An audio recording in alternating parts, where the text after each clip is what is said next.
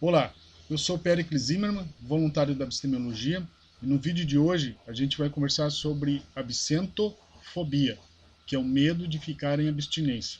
Existem dois grandes caminhos aqui. Primeiro é um medo individual, um medo singular, um medo meramente subjetivo. Cada pessoa tem essa forma de absentofobia, esse medo de ficar em abstinência, principalmente aqueles que vieram da drogadição, tá? No outro caminho, no outro viés, nós vamos analisar a absentofobia gregária, social, coletiva, uma absentofobia que existe na sociedade de uma maneira mais objetiva. Ou seja, algumas festividades, por exemplo, carnaval, amigo secreto, churrasco no final do ano, nas empresas e tudo mais. Nessas festividades, normalmente a confraternização é focada no consumo de bebidas alcoólicas e nessas festas não se convidam ou evita-se convidar determinadas pessoas porque elas não ingerem bebidas alcoólicas, né? Então, essas duas formas de absentofobia, individual e social, é o que nós vamos analisar agora. Será que existe um preconceito em relação aos abstêmios? Será que existem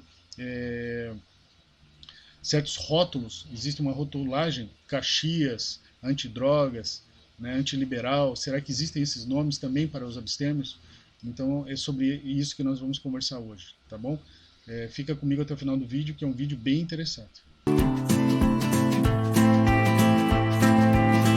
Olá, dando continuidade ao vídeo, nós vamos conversar sobre a absentofobia individual, singular, meramente subjetiva, ou seja, a absentofobia da pessoa que deseja ficar em abstinência porque havia feito uso abusivo de drogas ou álcool por determinado período de tempo. Então a pessoa resolveu interromper aquele consumo de drogas ou de álcool e vai começar a sua vida abstêmia. Então, essa abstinência, sempre lembrando que a abstinência, né, ela nunca é absoluta, ela sempre é relativa, tá? Que depende do conceito dado a drogas. Então, quanto mais ampliado for o conceito de drogas, mais relativa será a abstinência, tá? Então, se você considera que açúcar é droga, quem consome açúcar não está em abstinência, e por aí vai. Então, existem a abstinência normalmente ela é relativa, não existe abstinência absoluta mesmo, né? Essa é mais utópica. O abstêmio que está começando a sua jornada de abstinência relativa, que está tentando superar aquele uso abusivo de drogas ou álcool, daquela droga que inviabilizou a sua vida e dessas drogas correlatas, ele inicia esse período de abstinência com muito medo. E essa é a abstinência, a absentofobia, né? Singular, individual e subjetivo. Esse medo ele vai passar com o tempo, tá? Por que existe esse medo? Porque ele percebe que ele tinha amigos que usavam drogas ou álcool, que ele tinha relacionamentos afetivos com pessoas que utilizavam drogas ou álcool. Ele percebe que muitas decisões, muitas tomadas de decisões que ele teve na vida foram baseadas no consumo de drogas ou de álcool. Então, a partir de agora, quando ele inicia essa vida abstêmia, muitas coisas vão mudar na vida dele. Ele vai precisar fazer um trabalho muito forte, um trabalho hercúleo, para conseguir mudar todas essas tomadas de decisões equivocadas que ele teve no passado. Então, a partir de agora, ele vai adquirir um trabalho ou uma função onde ele não irá ingerir bebida alcoólica. Então, os relacionamentos dele em volta vão mudar, a afetividade vai mudar, então o grupo de amigos vai mudar. Então, toda essa estrutura biopsicossócio-espiritual que irá mudar ao iniciar a vida abstêmia gera na pessoa um medo, tá? E essa é a absentofobia singular e individual. Tá? É o medo da mudança, é o medo de sair daquela mesmice, daquela vida que ele tinha antes, para adquirir essa nova vida agora sem consumo de drogas ou álcool. Então é aí que é o foco, esse que é o foco da absentofobia individual singular. Tá? Agora nós vamos conversar sobre absentofobia social, gregária, coletiva, uma absentofobia mais objetiva. Tá? Essa absentofobia ela se materializa de diversas formas. Eu vou citar aqui alguns termos que a sociedade usa dentro dessa absentofobia social, né? Alguns rótulos, uma rotulagem, né? Por exemplo, careta, Caxias, chato, quadrado, antidrogas, retrógrado, conservador, antiliberal, né, tradicionalista, e por aí vai. Tá? Então, esses termos pejorativos, esses rótulos, eles são utilizados para definir o abstêmio na sociedade. Então, esse é um dos caminhos aí dessa absentofobia social. Tá? Um outro grande exemplo, por exemplo, ele pode estar naquela roda de fumo, do fumódromo. Né? Então, as pessoas se reúnem ali para fumar, então ali só tem consumidores de drogas ali, que é no caso da nicotina, e não entra nessa roda de fumo por questões óbvias quem não fuma. Tá? Ocorre que em algumas empresas as rodas de fumo são feitas por chefes de equipes e tudo mais, então os outros funcionários que não bebem, que não fumam no caso, eles não fazem parte dessa roda de fumo, né? Então, do fumódromo. Então essa é uma espécie também de absentofobia, né? Veja que existe grande parte da nossa sociedade existe essa tentativa de afastar os abstêmios dessas situações. A gente pode citar o caso bem comum, né, do churrasco na casa de determinada pessoa que bebe. Né? Então, por exemplo, é muito comum que um alcoólatra, né, um alcoolista, ele tenha, nos finais de semana, a família vá até a casa dele e lá eles façam churrascos e festas. Então eles consomem muita bebida alcoólica nos finais de semana. Quando esse alcoolista resolve iniciar a sua abstinência individual, a sua abstinência, ele começa a não ingerir bebidas alcoólicas.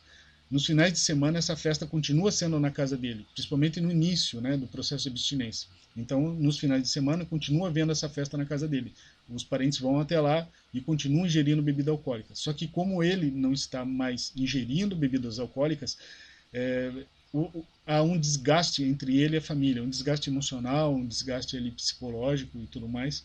E com o tempo, essa festividade não ocorrerá mais na casa desse abstêmio. Normalmente ela é deslocada para uma outra residência, de uma outra pessoa que está bebendo bastante, e aí eles fazem essa festividade na casa dessa outra pessoa. E esse abstêmio nem é chamado.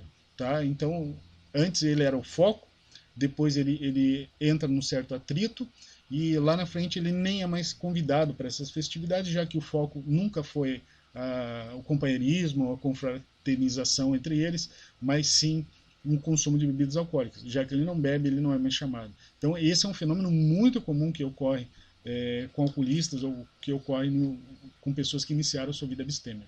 Tá? Existem outras situações bem interessantes na absentofobia social, gregária, né, coletiva, nessa absentofobia mais objetiva, né? Existem outros fenômenos interessantes que são festas focadas no consumo de drogas ou álcool, né? Que é o carnaval, por exemplo. O carnaval é uma dessas festas. O amigo secreto no final do ano, né? Na empresa. Muitas vezes o foco é o consumo do álcool mesmo, né? Então os abstêmios às vezes não são nem chamados para os amigos secretos, tá? Eles não fazem nem parte desses grupos. Então esse é um viés da absentofobia social, um viés muito complicado, muito desgastante, né? A pessoa não bebe, normalmente pergunta por que não está bebendo, se está doente, se tem algum problema pessoal, se está tomando algum remédio. Então essas são as perguntas, né? Como se o consumo de bebidas alcoólicas fosse o foco principal ali da festividade, né? E quem não bebe incomoda, certo? Quem não está usando drogas ou álcool, quem está indo contra esse fluxo, ele incomoda, ele não é bem-vindo, né? Bom, para concluir esse vídeo sobre absentofobia, a gente precisa explicar que a absentofobia não é uma espécie de álcoolfobia, não é o medo do álcool. Normalmente, os abstêmios eles são pessoas que antes consumiam álcool ou drogas e agora eles pararam. Ainda existem muitos abstêmios originários, né? Ou abstinência originária expansiva, né? Que são aquelas pessoas que nunca consumiram drogas ou álcool, ou pessoas que consumiram poucas vezes e resolveram ficar em abstinência. Tá? Então esses dois modelos também existem. Mas essas pessoas normalmente se relacionam a vida inteira delas com pessoas que não consomem drogas ou álcool.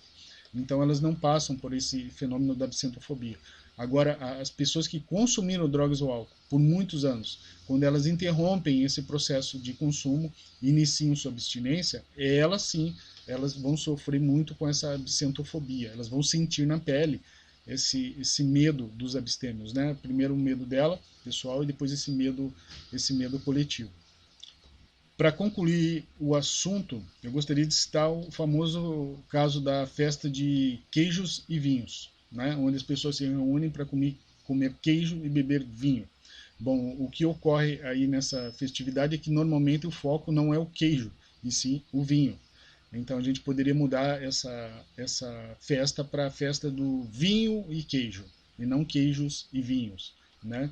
Então esse é um exemplo, tá, da absentofobia que existe, né?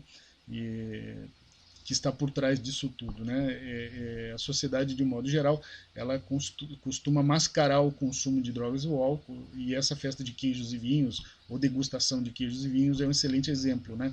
Eles colocam a palavra queijo antes do vinho, quando na verdade deveria ser uma degustação de vinhos e queijo, né? Ou vinhos e queijos. Às vezes não existem os queijos, é só um queijo que é experimentado, né? Porque o foco é o vinho mesmo, tá?